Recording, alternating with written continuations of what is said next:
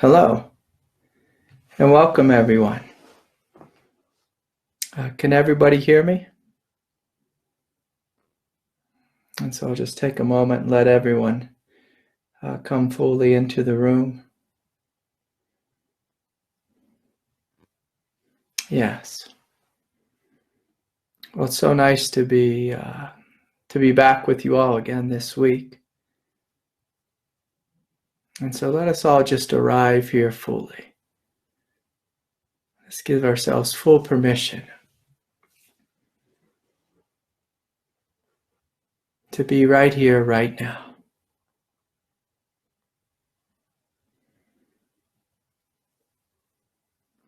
And so many of us, we've had really busy weekends, and some of us even work on the weekend.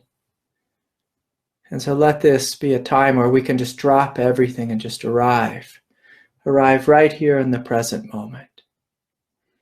So I have a couple announcements that I wanted to speak about before we get started. I have a retreat coming up here in Durango in August. It's from the 17th through the 19th. It's a Friday, Saturday, Sunday. And it's right here in downtown Durango. There's a little chapel that I've spent a lot of time just sitting in, and every time I walk into this chapel, my heart just feels so full of love and so full of aliveness. It's one of my favorite little spots. And so I spoke with the people who run the chapel, and they said, yes, of course you can rent the space for a retreat. And so really looking forward to it. And I was out road biking this weekend with my daughter, and I haven't been road biking in many years. And it's actually kind of a funny story, but I let one of my friend of a friend borrow my bike, and they adjusted the seat, and so the seat was really low, but I just threw it on the back of my Jeep and drove out into the canyon.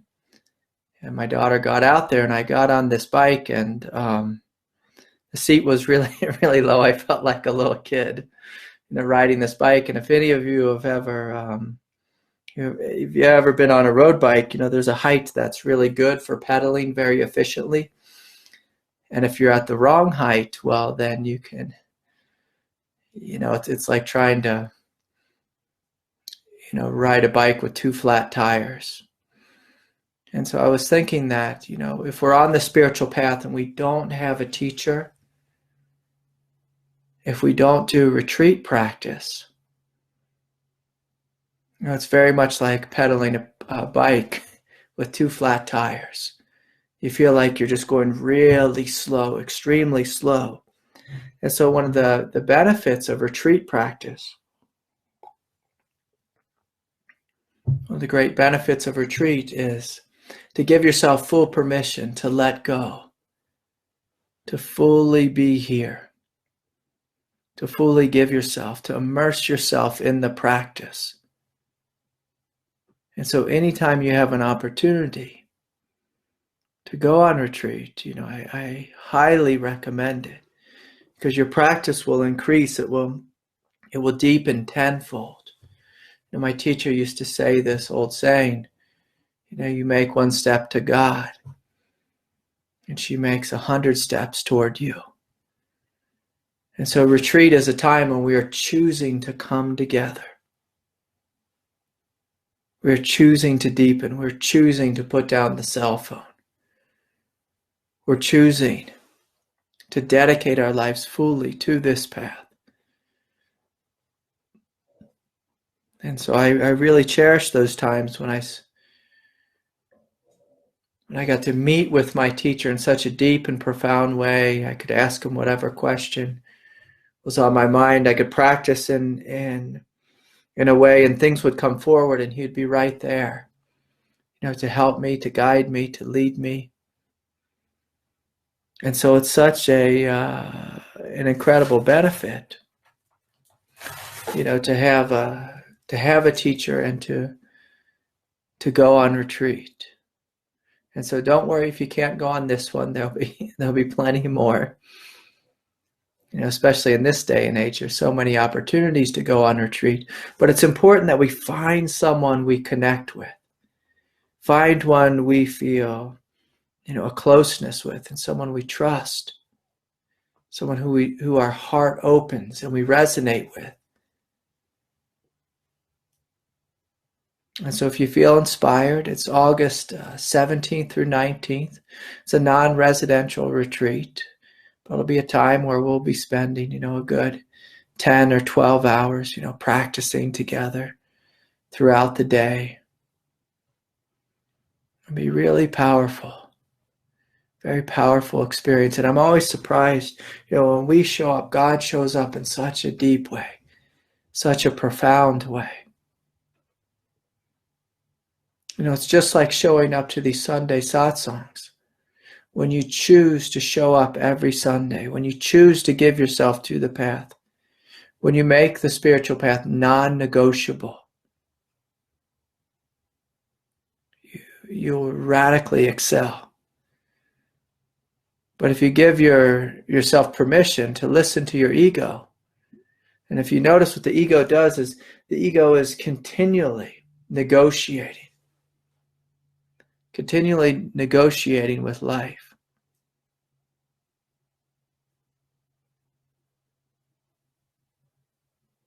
And so part of living the truth, embodying the truth, bringing the truth forward into the world is to not negotiate. There's like that saying that you hear when you listen to one of those, or you watch one of those hostage movies, and they go to the government and they say, we have these people and we're holding them for ransom for $5 million or whatever it is. And the government says, we do not negotiate with terrorists. And so on the spiritual path, when you negotiate with your ego, when you let it have its way with you, when you let it lead you, it's like riding a bike with 2 flat tires. But when you choose to align with the truth, when you have a teacher who's highly supportive, when you're doing retreat practice, you're stepping into alignment with the truth. You're on the fast track. You're saying yes. Yes to life. Yes to the truth. Yes to God. Yes to your highest nature.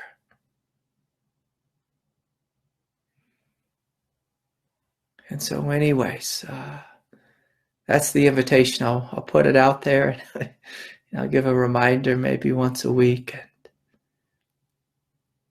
And it should be something that you feel drawn to come.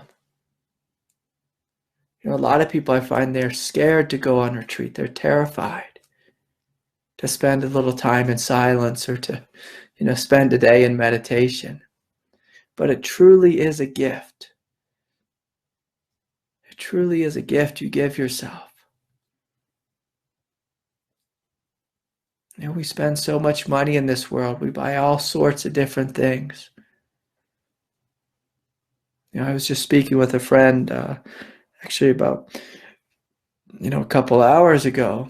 He just went on this vacation and spent thousands and thousands of dollars. On this vacation, and he was kind of like, well, it was all right, But to spend, a little time, a little money on yourself, where you're choosing to say, yes, I'm going to put my foot down on this path and I'm going to walk forward. Full speed ahead. Full speed ahead. And so there was a time in the beginning when my teacher used to ask me, Craig, are you coming on the retreat? I want you to come on the retreat. And then after a period of time, it just became a given that Craig was on every retreat. On every retreat. And it was so profound.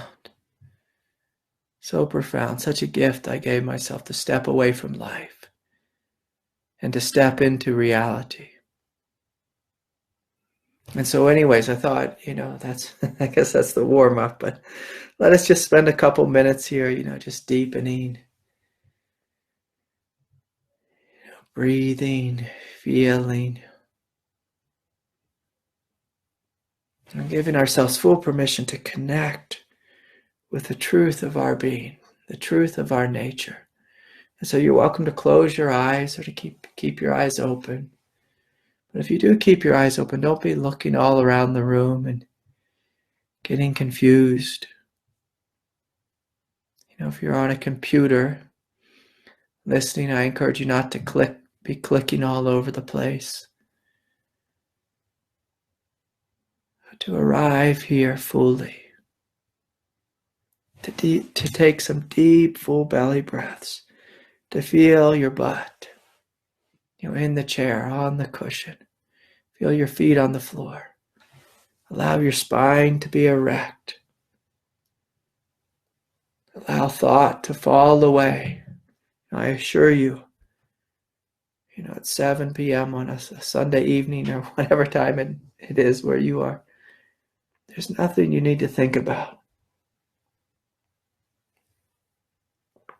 Nothing you need to figure out in this moment. Can you give yourself permission just to breathe, simply to feel, to connect with the aliveness, the spaciousness that's here.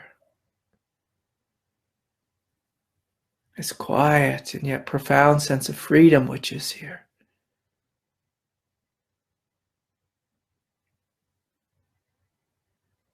Can you give yourself permission to be awake, to be aware?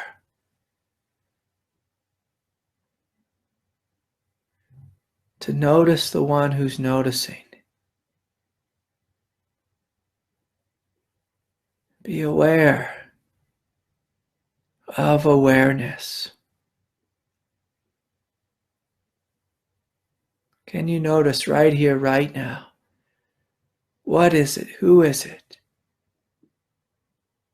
that hears the sound of my voice? What is it? Who is it that notices this aliveness that you are?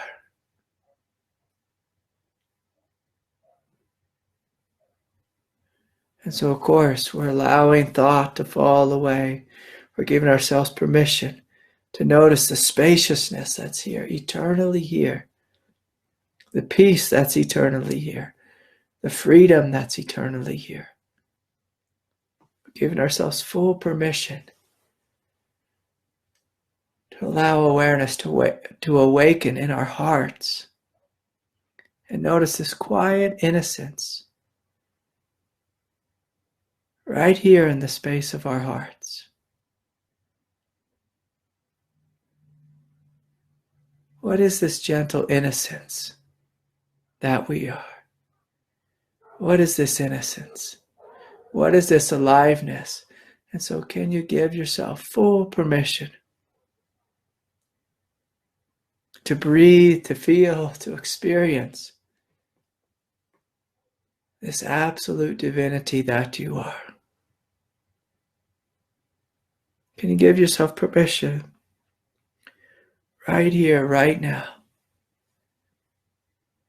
to see that what you are is good, to see that what you are is divine? And so we're breathing in and out.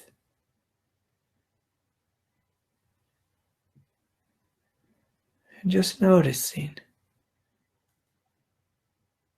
that there's something beautiful, something gentle, something alive and radiant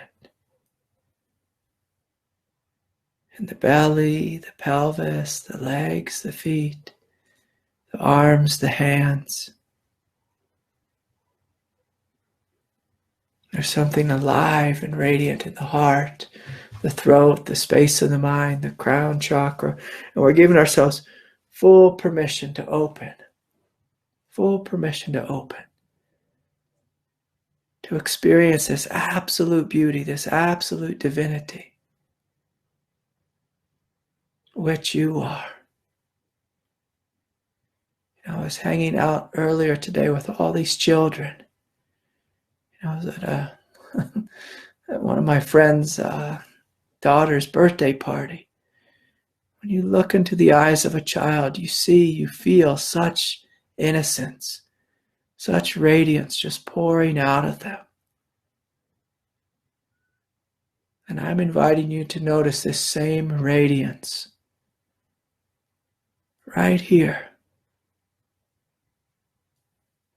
looking out of your own eyes, right here, pouring out of your heart. Can you notice that there is something good, something absolutely profound, absolutely divine about you? If you give yourself permission to let go of judgment and simply to come into the goodness, the love, the wonder of your open-hearted presence, you begin to see there's something so beautiful here, so alive, so radiant, so mysterious.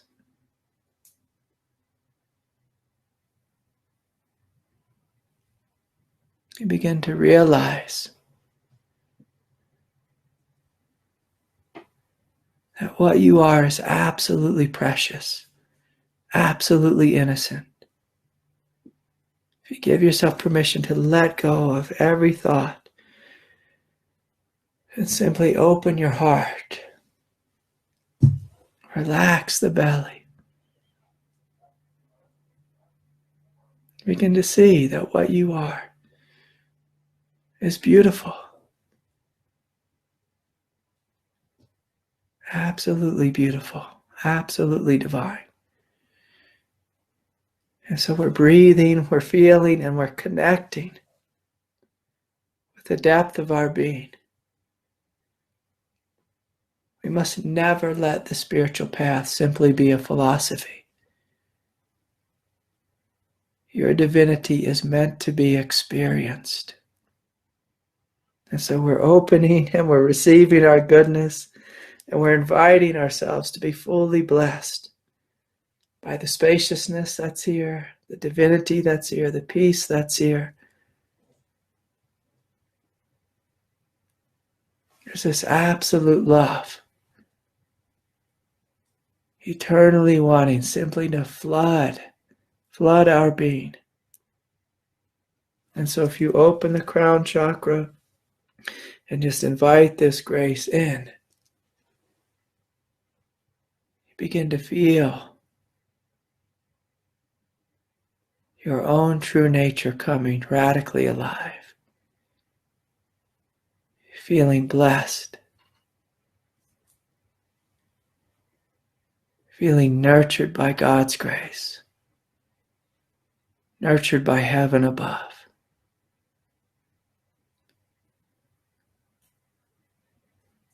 And so, so I'm going to encourage you all to continue sitting, continue opening, continue experiencing. And I know there's a number of questions tonight, and so if you have a question, you're welcome to raise your hand if you're listening on Pal Talk, and I can share the mic with you. And I see I have a question from Vishal, so Vishal, I'll release the mic in a minute. And for others of you, if you feel like typing in a question, that's welcome too. But as we move forward into the Dharma talk aspect, I want to invite you to stay with your direct experience. Don't simply go up into your mental mind and listen from there. Listen from your heart. Just notice. Notice your heart coming more and more alive, more and more awake, more and more full, as we sit together and simply open and receive. And so, Vishal, are you ready with your question?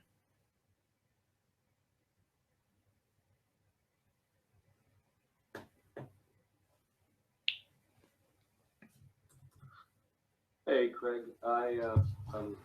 So after we last talked, you said something beautiful that the Divine Mother was kind of knocking at my heart's door, or something to that effect. And not coincidentally, was in town that week, so I went to see her the Tuesday after we talked, and yes, it was a profound and beautiful experience. And since then, I felt my heart waking up and opening up, and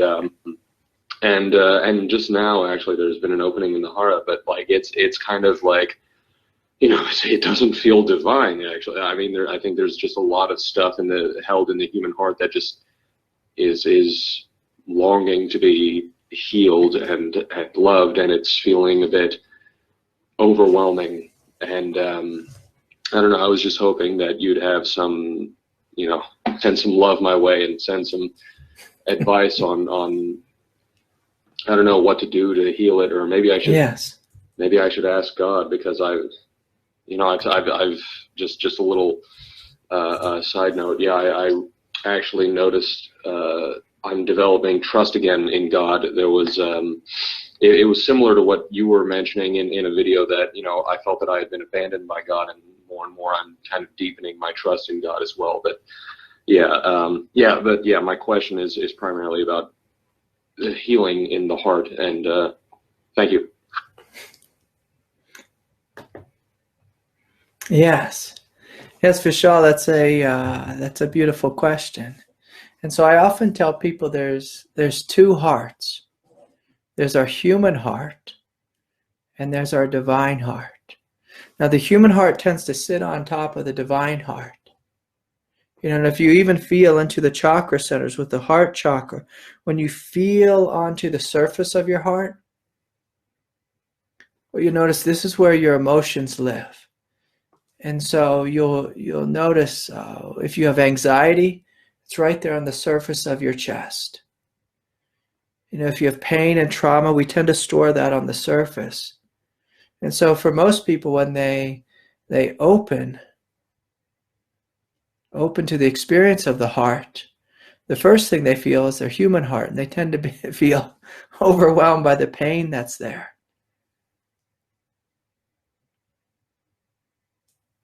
But if you descend a little bit deeper, it's normally, if you imagine just going, let's say, like 3 inches in from the surface of your chest, toward the spine. That's where the true heart lives. And so when I speak about getting in touch with your heart, I'm speaking about going deep. And when you go deep within yourself, you'll find an innocence that's never been harmed. You'll find a compassion that has no end. You'll discover a radiance. A radiance which has not been tarnished by any hell or pain or suffering you've ever been through. And so one of the great gifts my teacher gave me was he continually, invited me, go into your heart, see your heart, experience your heart, know your heart, Craig.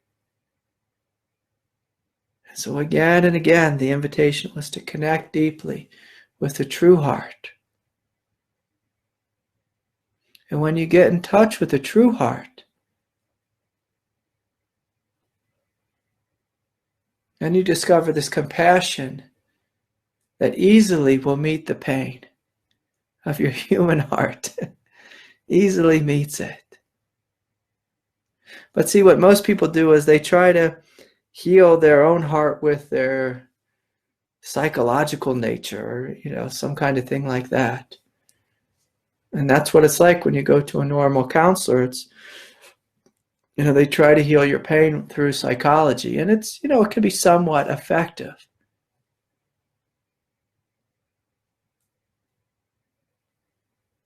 But what I found is if you get in touch with true nature first, then you're connected with this incredible strength, this incredible love. I mean, you're connected to the presence of God in you as you. And so when you connect to God in you as you,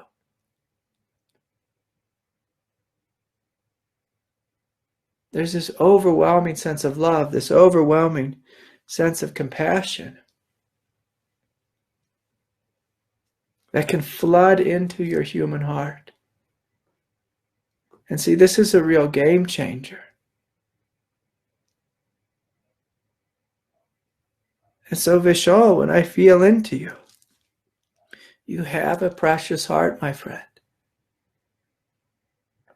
And so I encourage you, go deep, deep within yourself. Find this childlike innocence. And notice that even though this childlike innocence, it feels childlike, it also has the strength and love of Christ, the strength and love of the Buddha.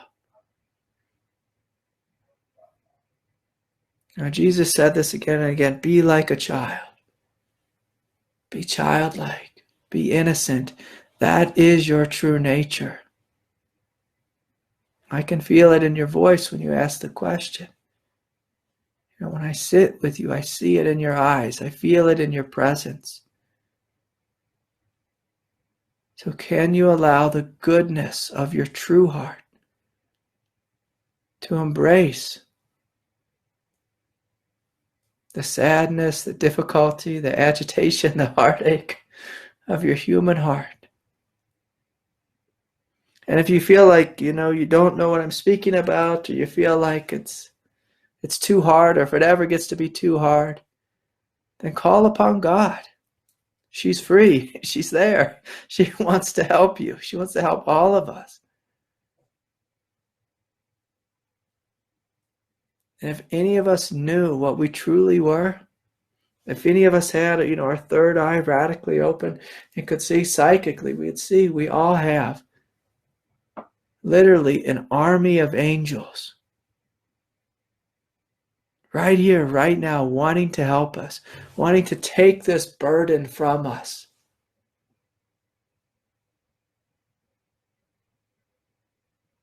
And so one of the qualities of the true heart is humility.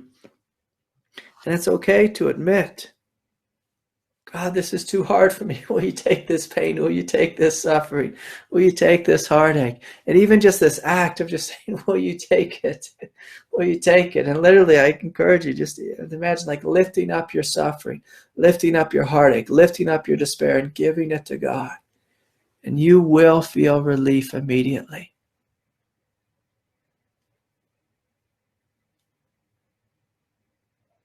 It's the same when you go and you see Amma. When you see Amma, she's there. She's literally, she's Kali. She eats karma. That's what she does. She eats karma for breakfast, lunch, and dinner. She takes on the karma of thousands, if not millions, of individuals and transforms it. Like I spoke about last week in this Buddhist Thangka behind me.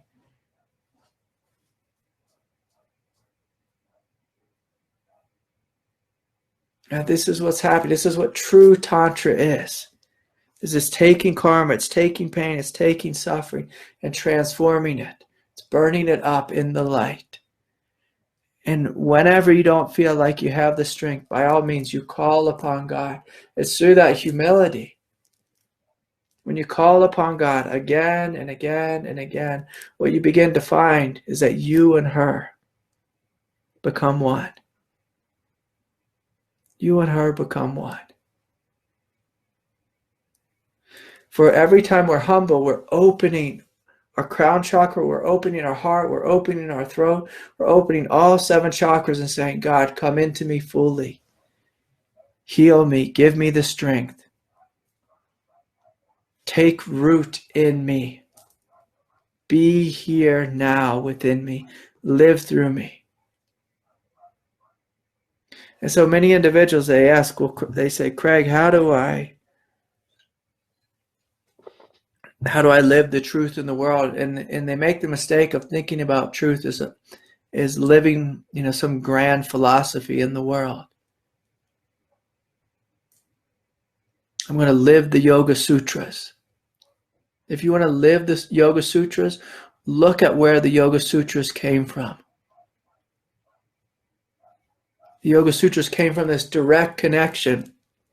It's a great yogi who was open-hearted enough to receive this transmission of truth. Be like him. Be a great Dakini.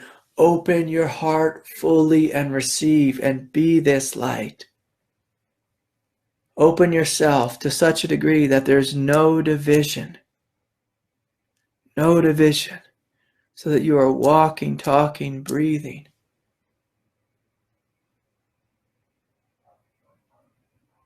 Divinity. Love, truth, peace, light, joy, spaciousness. I was sitting down at this party earlier this evening, and this woman looked at me and she just said, "You look like a pretty chill guy." I just laughed. I thought, she doesn't know me at all, but see, she could just feel that in my presence. And so when we're connected with God, when we're connected with truth, when we're connected with peace,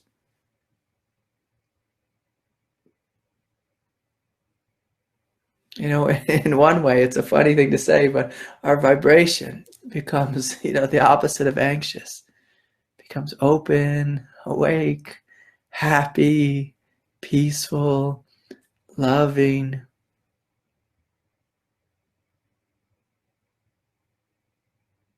And of course, at any moment if you fall, and you will, we all do because we're human, when we fall out of alignment with truth, we say, God, will you pick me up? Will you give me the strength? Will you straighten me out? Will you straighten me out? Will you bring me into alignment with your grace? Lord, can I give you this pain? Can I give you this struggle? Can I give you these thoughts that I'm temporarily confused with? I had this funny interaction with my wife earlier today before we were going to the party. I thought the party was at one house, and she knew it was at another. And the house she knew it was at was further away than the house that I thought it was at. So I thought it was at my friend Angelo's house, but it was actually at his in-laws' house. And so she was talking to me, and she kept hurrying me, and I was like, "Why are you hurrying me? Like it's not that far away." And she's like, "Come on, let's hurry up, let's go." And when we got in the car, she said, I told you it was at the father-in-law's house." And I said, "No, you didn't tell me." And in her mind, she told me. And in my mind, she hadn't. And so if we're going to be a couple and we're going to get along, if we're going to get along in this way, in alignment with truth, we have to be willing to be wrong. We have to be willing to let go. We have to be willing to smile. We have to be willing to submit and surrender. I talk with couples all the time, and I tell them, you can be right or you can be married. Which one do you want? You can be right or you can be in love. Which one do you want? Do you want to live in love? Or do you want to live in a way where you think you're right? And the funny thing about perception is, perception will create all sorts of states of reality. But is it actually true? Is it actually true what you're thinking? Is it actually true? And so the funny thing is that much of the time, what we are thinking is not actually true. It's a very humbling thing to begin to realize, is that much of what we think is not actually true. It's the grand arrogance of the mind that thinks it knows what it's speaking about. It thinks it knows, what's true.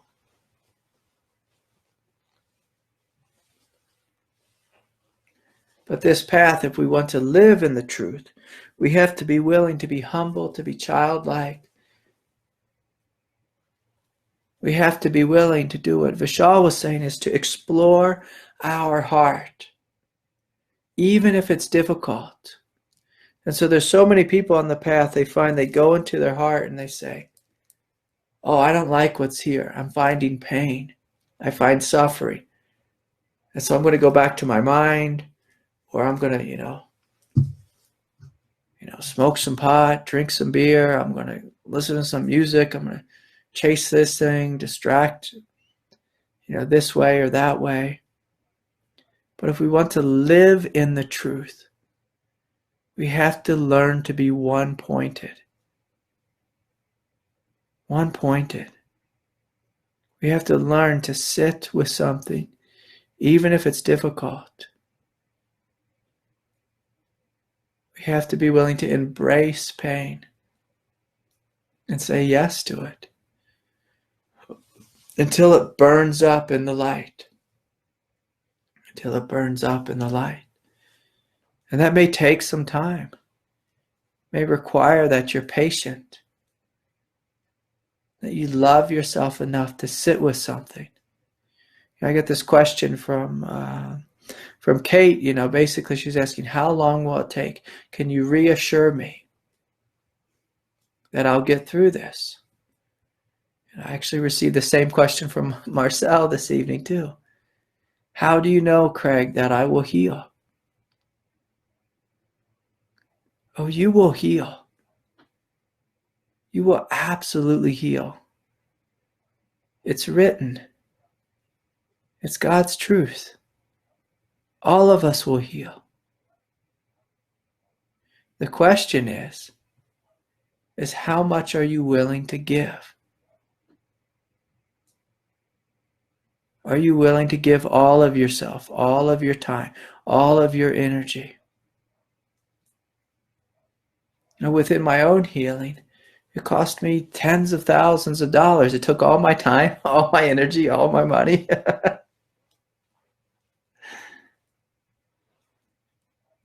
But look, it worked. It worked. And so if you truly want to heal, if you truly want to awaken to the truth, you will give the truth all your time, all your energy, all your power, all your thoughts, all your emotions.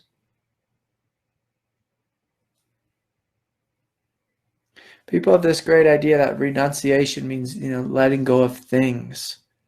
That's just surface level. True renunciation is I let go of thought, I let go of emotion. I'm letting go of my attachments. How about my attachment to pain?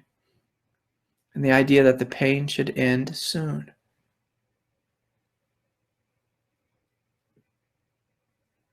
I spent years of my life wrecked with pain.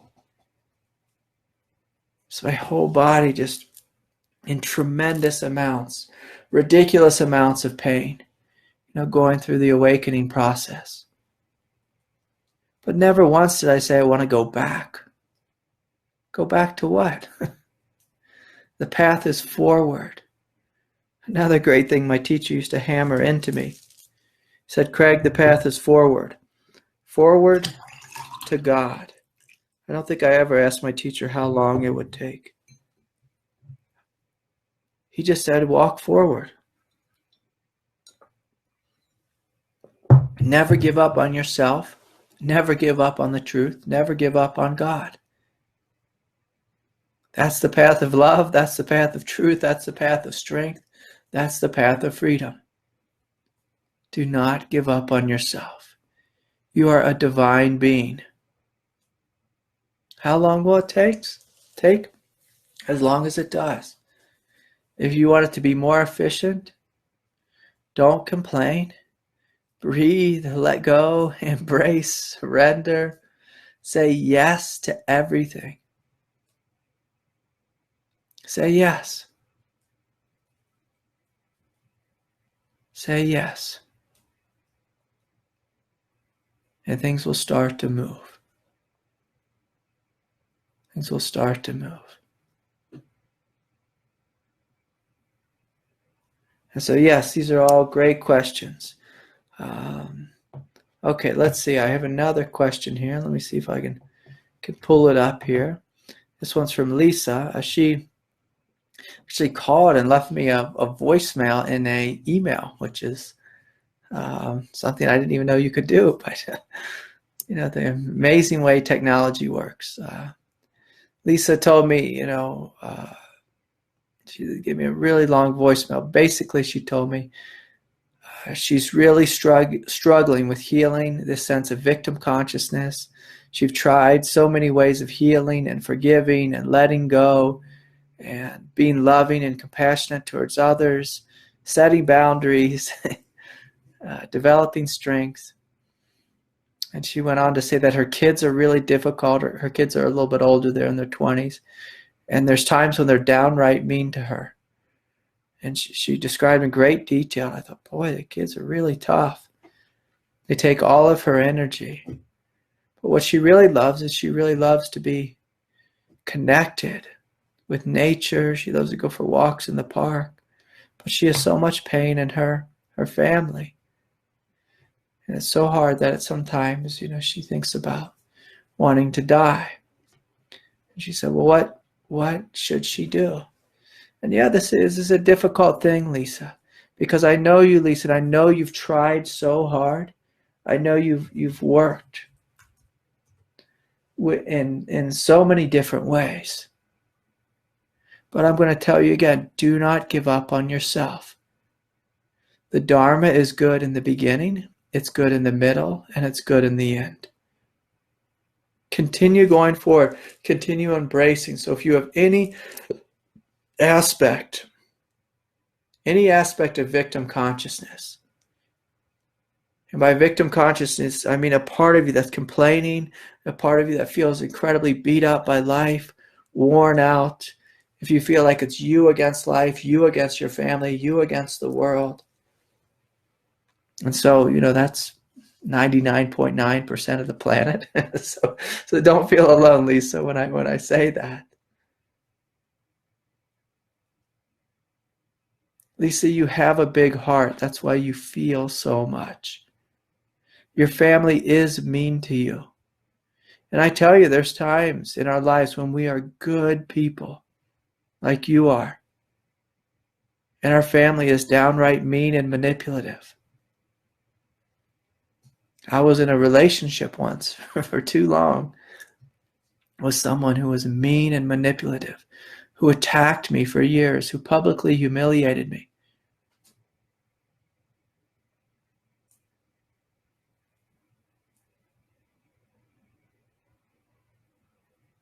Who had my own best friends turn their backs on me. Who had my children turn their backs on me. It's difficult. Families are difficult. I have a brother who doesn't talk to me, and I love him dearly. Sometimes our own children are ruthless. But when they're adults, you have to make a choice. I just call it, stopping doing business with them.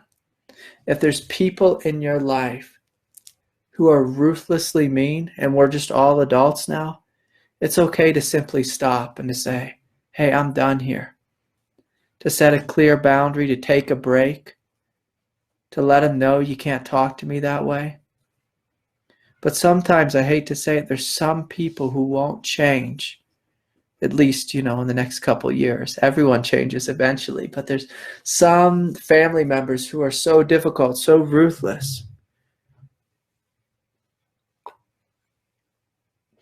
I was sitting with a good friend this weekend, and he came into town to visit me. And we were talking together, and he told me how much pain and suffering and what struggles he was having. And what I saw before me was a holy man. A holy man. And he stood before me, and I had this vision of Saint Germain. And so here I am, and my friend's standing before me. I'm seeing him as he's telling me how much suffering he's in. And I'm seeing this holy man standing before me, and had this vision of Saint Germain.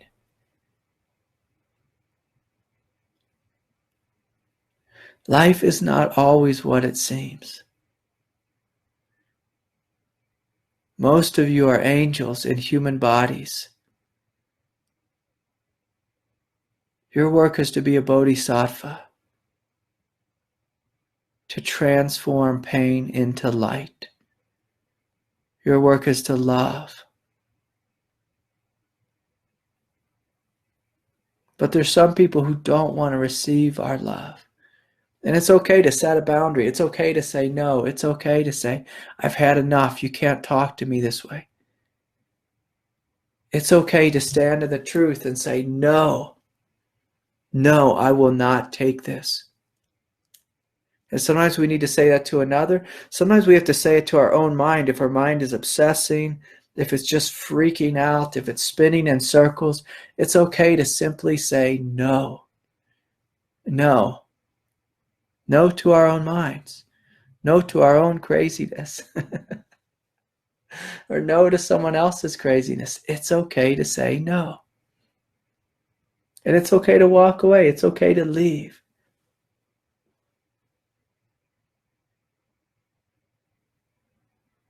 And say, okay, I tried. I gave them my all.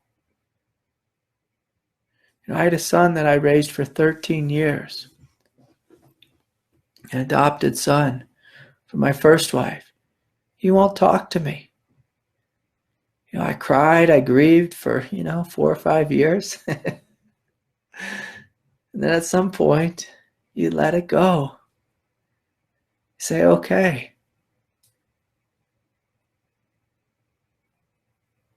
He doesn't want to connect with me. You let go. Now, of course, I'm going to keep showing up and loving. If he wants a relationship, I'm there. But if not, you just let go. I do the same thing with my brother who won't talk to me. I just keep loving him, sending love his way. And if he doesn't want to talk, or you have to just let go. Say enough's enough. Enough's enough. And you literally give them to God. You give them back to life. You say, Lord, will you take them? Will you take my kids? Will you take good care of them? And see, they're adults, you're not going to abandon a 5-year-old. You make it to 18, the kids are 18, it's like, okay. You do your best and you let them go. But it's a good lesson for, when someone's ruthless to you, and you tell them no and you just walk away. And you choose, I'm not going to play games anymore. And so like I was saying before, when we're speaking about the truth it's non-negotiable. So many people in life, they want to play these egoic games.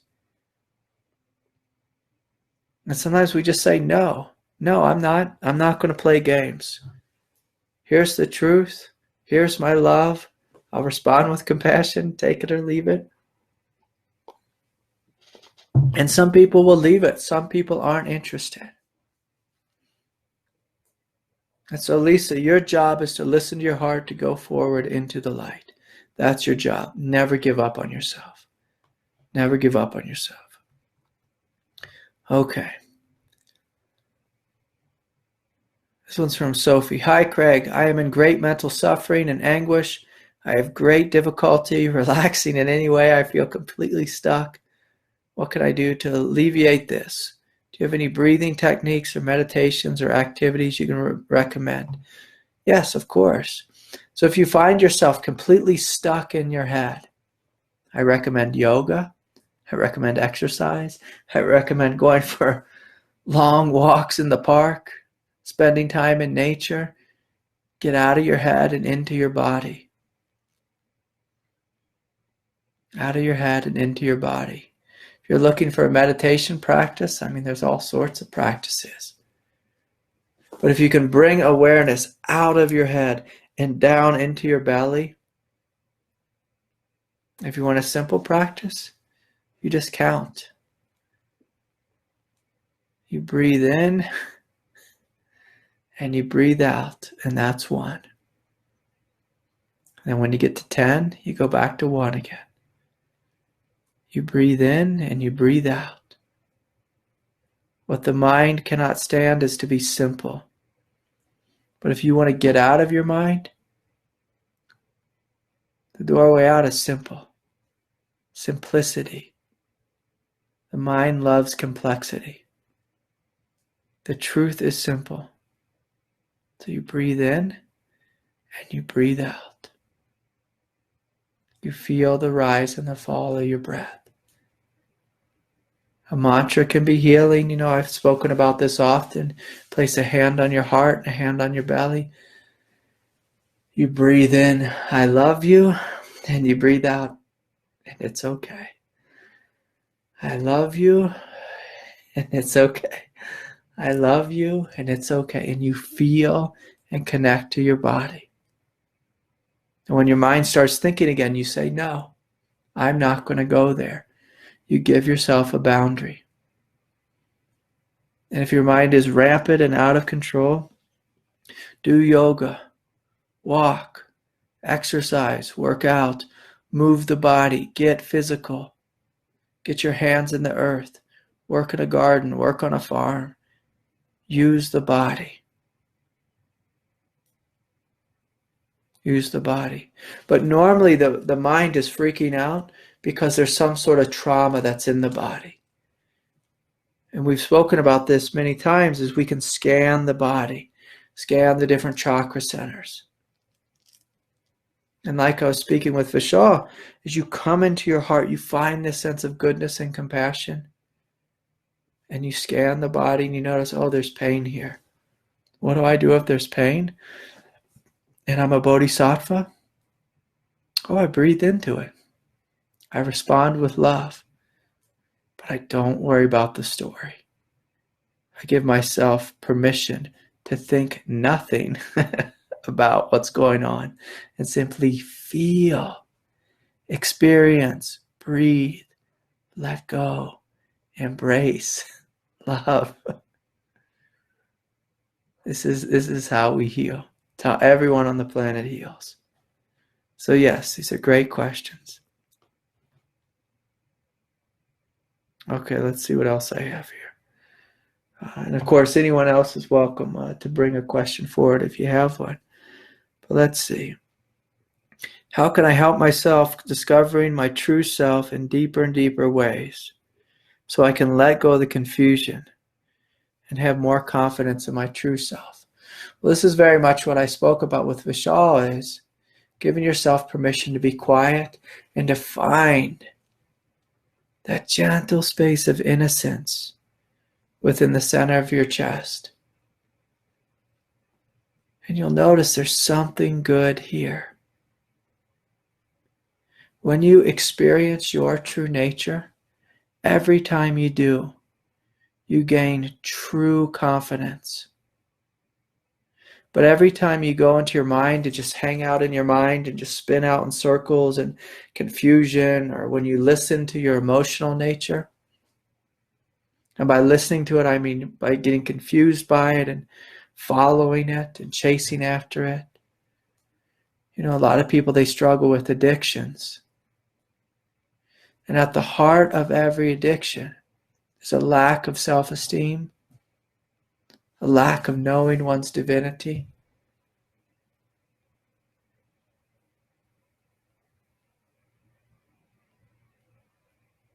They're unconnected to their truth and their power. And so self-esteem is so important on the spiritual path. So important.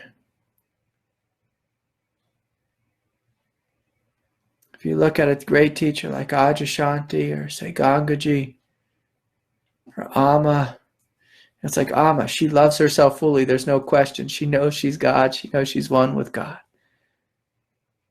That's what makes her a great avatar. Her and God are one. She's given herself over fully. She doesn't question her true nature. I was hanging out with Gangaji once, and we were on a retreat with her husband Eli, and we were on this beach in Maui. I just watched her walk across the beach. It was just like watching a goddess walk across the beach. She knew who she was and what her life was about. She didn't question. She didn't go into her mind and get lost. She knew she was good. She knew she was divine. It was just simple. If you look at Adya, he just has this just very relaxed, open-hearted presence where he just knows. He knows who and what he is. Any great teacher has this. They don't question themselves. They don't doubt. And so if you want to develop confidence in your true nature, you come into your heart, you come into your belly. You trust your gut, you trust your heart. You're not up in your mind thinking and getting all confused.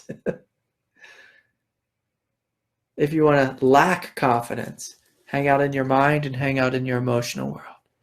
It's really that simple. So our mind tends to be loud, our emotional voice tends to be even louder. But if you want to live the truth in the world, you listen to your heart, you listen to your gut. And so all 7 chakra centers, they all have a grand intelligence to them. But the heart and the gut are the most powerful. They're truly the seat of the soul. You can't go wrong listening there.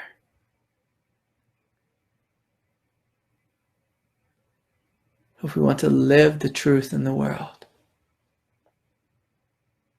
you become quiet. You drop out of the mind. And you listen to the quietest voice in the heart, the quietest voice in the belly.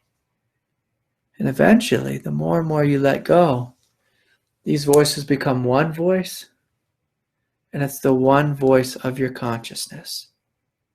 This whole thing up here in the head that most people struggle with, all that thinking, eventually just falls away and becomes quiet. Absolutely silent. I can't remember the last time I struggled with thinking.